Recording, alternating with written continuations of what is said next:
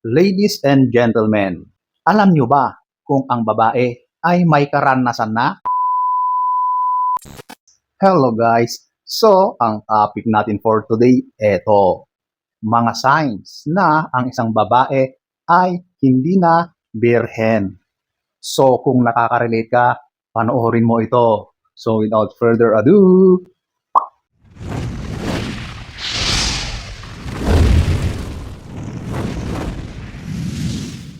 whoops, disclaimer muna tayo. Itong mga babanggitin ko ay maaring mga kathang-isip lang, walang katotohanan. At ang iba rito ay mayroon ding katotohanan. 2,000 years later. So, ito, ating alamin ang mga palatandaan na yan. Number 1, ito, yung pagbabago ng katawan. Oops! Alam nyo, itong pagbabago ng katawan, controversial ito. Kasi marami ang nagsasabi na walang katotohanan. Pati ang siyensya ay sinasabi na walang palatandaan. Pero sa realidad, may nagbabago ba? Meron talaga. Kitang-kita natin yan minsan. Halata natin yan. Pero talagang yan ang lagi nilang itinatanggi. So, nasa inyo na yan. Kung maniniwala kayo o hindi, ang mga pagbabago na ito ay sa physical. Ito yung mga parte sa dibdib, sa balakang, sa korte ng katawan, mayroon talagang nagbabago dyan. At I'm sure alam din yan ng mga kababaihan na may nagbabago sa katawan nila. Pero talagang wala daw talagang nagbabago. Maaring wala sa iba, pero sa iba meron. So, ito ay isang kontrobersyal na usapin, yung pagbabago ng katawan. Okay? Paano na? May karanasan na. Tapos, nabuntis pa. Di ba? Talagang magbabago yan. Kaya meron at meron talagang magbabago. Okay? So, ayan po. Ang number 1. Number 2, dinugo. Hindi dinugo. Marami ang nagsasabi na kapag nakipag-S daw tapos walang nakitang bakas ng dugo ay hindi na berhen. So ito ay 50-50. Maaring ang walang karanasan at maari ding meron. Pero hindi yan talaga 100% na katibayan na siya na ay hindi na berhen. Kasi napakaraming dahilan para mapunit yung parte na yon ng kanilang katawan, yung tinatawag na hymen. Di ba? Yan daw ang nasisira dyan kapag hindi na dinudugo. Tama ba? Kapag ikaw ay physically active, mahilig mag-bike, or talagang mahilig sa sports, mataas ang chances na ganon ang mangyayari. Kaya pagdating sa S, ay talagang hindi ka makakaranas ng pagdurugo. So, hindi yan 100%. Okay? 50-50 yan. So, ayan po ang number 2. Number 3, ito, yung awang. Anong awang? Awang daw sa pagitan ng mga hita. So ito yung space sa kanyang singit, yung awang doon. Sabi nila, kapag daw mayroon ng karanasan, ay meron na daw yan awang. Ito naman ay sinasabi ko na walang katotohanan. At yung awang na yan ay nakadepende yan sa physical structure ng katawan ng babae. So nasa katawan niya yan kung ano yung structure talaga ng kanyang physical na pangangatawan. So ito ay X ito, wala itong katotohanan. Siguro kung may katotohanan man ay napakaliit na porsyento. Kasi marami namang kababaihan na may mga ganun pero wala pa rin karanasan. So X ito, X. Okay? So ayan po, ang number 3. Number 4, ito yung maluwag daw or yung luwag. So itong luwag na ito ay maaring totoo, maari ding hindi. Kasi ang mga babae naman, may karanasan man yan or hindi, ay depende na sa babae yan. Yung iba, kahit marami ng karanasan, kapag magaling siya sa gawain sa S, ay talagang pwede niyang pasikipin yung kanyang parte na yon. So kahit naman walang karanasan yan, kung talagang literal na siya ay ganado, siya ay excited, talagang feeling mo ay maluwag dahil talagang nakahanda na yon. Kumbaga yung parte na yon ay handang-handa ng tanggapin kung anuman yung papasok doon. Kaya feeling mo maluwag.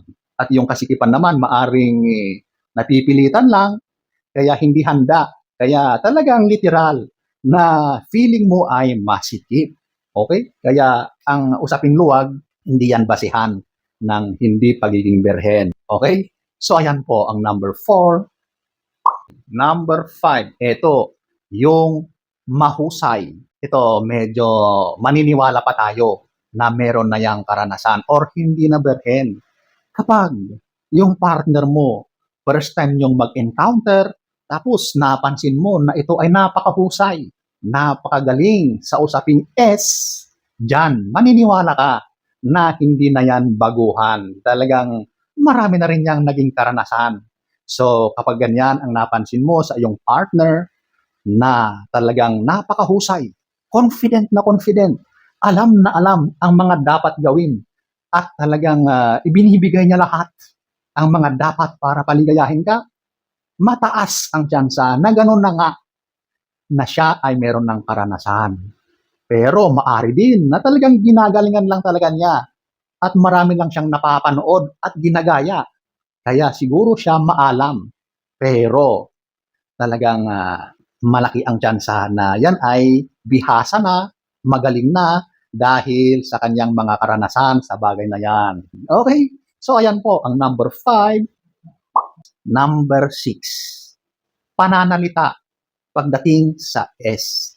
Ito yung napakagaling niya sa mga usapin pagdating sa S. So, maaring ito ay 50-50, di ba? Marami din kasi ang mga magaling magkwento or ito yung tinatawag na kwentong barbero, marami silang alam, marami silang sinasabi, pero sa katotohanan ay wala pala silang karanasan.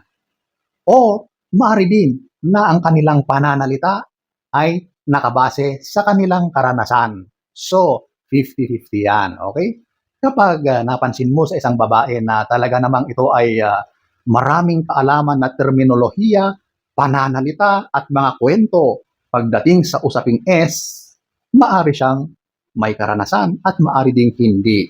So ayan po ang number 6. Number 7, buntis. Nako, kapag buntis na ang babae, ay sigurado na yan na meron na yang karanasan or hindi na yan berhen. Although meron talagang ibang nagbubuntis na gumagamit ng teknolohiya or siyensya, pero napakaliit na porsyento yan. Kaya talagang kapag buntis, majority ng babae ay dumaan na or meron ng karanasan sa S. Kaya kapag buntis, napakataas na ng tsansa na yan ay hindi na berhen. Okay? So ayan po ang number 7. Number 8, kapag meron na yang mga anak at asawa. Grabing mga sinyalis yan, ano? Yan po ay wala nang pagdedebatehan, wala na tayong pag-uusapan kapag ganyan naman ang nakita mo. Kailangan pa bang tanungin? Nakita mo nang may anak, nakita mo nang may asawa, tapos tatanungin mo pa kung berhen ka pa ba? Siyempre, common sense na lang po yun, di ba? Kapag meron niyang sakit. Anong sakit? Yung sakit na nakukuha sa pakikipagtalik or ito yung mga STDs. So kapag nabalitaan mo or nalaman mo na ang isang babae ay nagkaroon ng ganyang karamdaman, sigurado na meron na yang karanasan. So hindi na yan birhen. Kaya nga siya nahawa sa ganyang karamdaman dahil sa ganong ginawa niya. Okay? Wala siyang protection or talagang naging careless siya. Kaya siya umantong sa ganyan. So isang sign yan na hindi na yan birhen. Okay? So ano ba ang cause niyan? Siyempre, sa pakikipagtalik or maaari din sa mga pagsasalin ng dugo. Pero most of the time ay sa pag-ES. Okay? So, ayan po ang ilang mga senyales na maaring hindi na birhen ang isang babae. So, sana ay nagustuhan nyo ang ating topic for today.